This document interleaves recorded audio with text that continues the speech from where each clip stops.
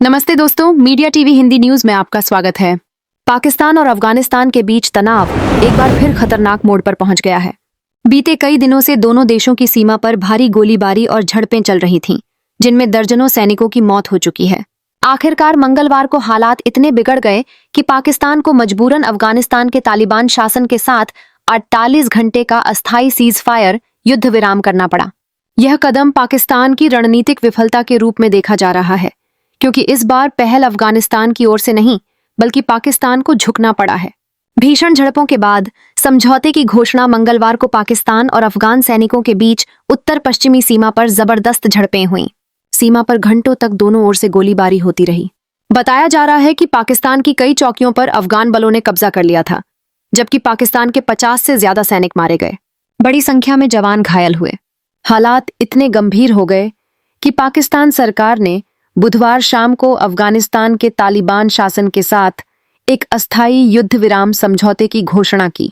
पाकिस्तान के विदेश मंत्रालय ने बयान जारी करते हुए कहा कि यह निर्णय दोनों देशों के आपसी सहमति से हुआ है और सीज फायर की शुरुआत बुधवार शाम 6 बजे पाकिस्तान मानक समय से की गई। डॉन अखबार के मुताबिक पाकिस्तान ने साफ कहा कि यह सीज फायर तालिबान के अनुरोध पर किया गया है।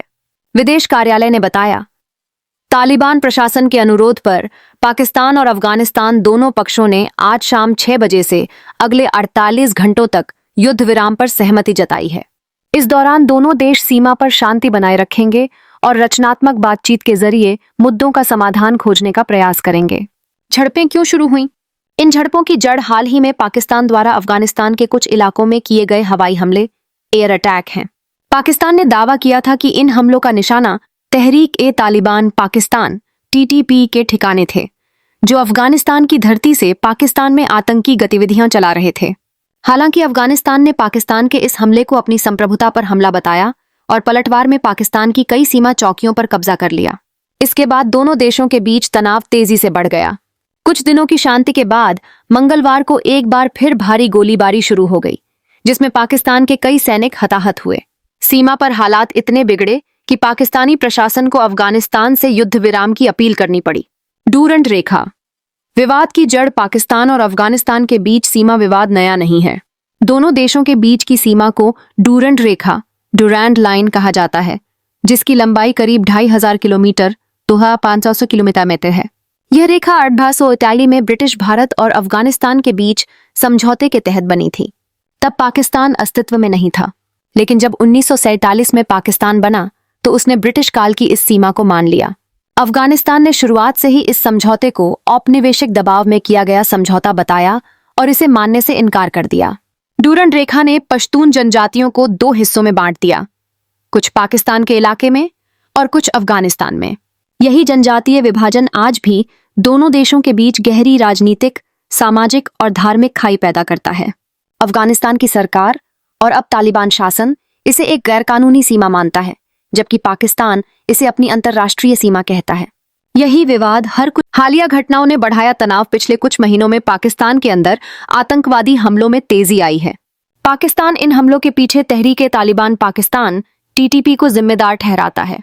पाकिस्तान का दावा है कि TTP के आतंकवादी अफगानिस्तान में शरण लेते हैं और वहीं से पाकिस्तान के खिलाफ हमले की योजना बनाते हैं। इससे नाराज होकर पाकिस्तान ने हाल में अफगान सीमा पर हवाई हमले किए।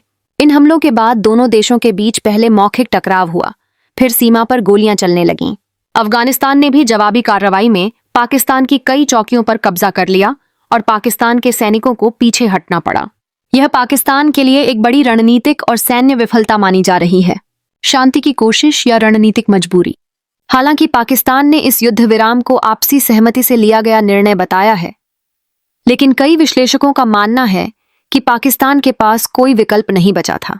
अफगानिस्तान की सेना और तालिबान के लड़ाकों ने सीमा पर मजबूत स्थिति बना ली थी। पाकिस्तान की ओर से हताहतों की संख्या लगातार बढ़ रही थी। ऐसे में पाकिस्तान के लिए युद्ध विराम ही स्थिति को संभालने का एकमात्र रास्ता बचा था। कई विशेषज्ञ मानते हैं कि तालिबान शासन के साथ पाकिस्तान के रिश्ते वैसे भी लगातार खराब हो रहे हैं।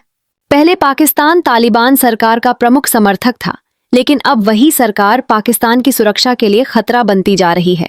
आगे का रास्ता सीज फायर केवल 48 घंटे के लिए है।